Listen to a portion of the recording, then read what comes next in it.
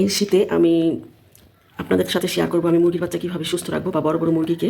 তো এখানে আমি একটা খাবার তৈরি করবো। এখানে আমি কিছু ভাত নিচ্ছি, আমি আরও ভাত মিশাবো এখান থেকে। তো আর ফ্রিজের ভাত থাকলে অবশ্যই আপনারা পানি দিয়ে ধুয়ে তারপরে দেবেন, নাহলে বাচ্চা ঠান্ডা লেগে যাবে। যেহেতু এখন সকালবেলা, তো এখানে আমি কিছু ভাত নিচ্ছি, এগুলো একদম ভালো করে ধুয়ে নিব। আর এটা ঠান্ডা ছাড়ানো। তো এখানে আমি প্রথমে একটু আদা বাটা রসুন বাটা নিয়ে নিচ্ছি। আর এর সঙ্গে আমি দিয়ে দিই কিছু কালো জিরা। কালো জিরা অবশ্যই জানি যে অনেক রোগের উপকারিতা। আর দিয়ে দেবো কিছু আমি এখানে সরিষা। সরিষাটা দিলে মুরগির শরীরটা অনেকটাই গরম থাকে।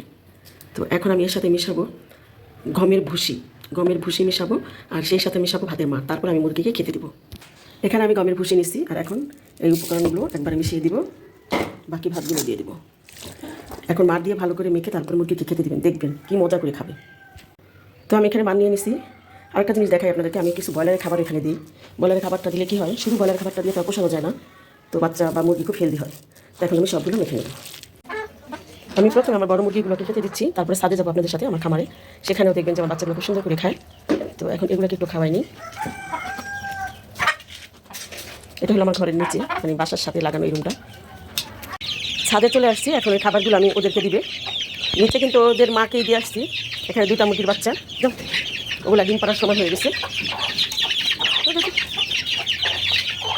এই দেখুন কত সুন্দর করে খাচ্ছে মাশাআল্লাহ। তো এইভাবে দিলে কিন্তু মুরগিগুলো শীতে সুস্থ রাখা যায়। তো আমি সবসময় দিয়ে থাকি, আপনাদের সাথে আজকে শেয়ার করলাম।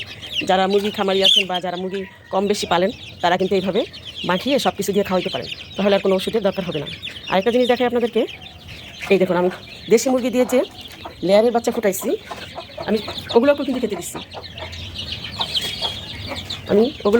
মাশাআল্লাহ ওরাও খাচ্ছে।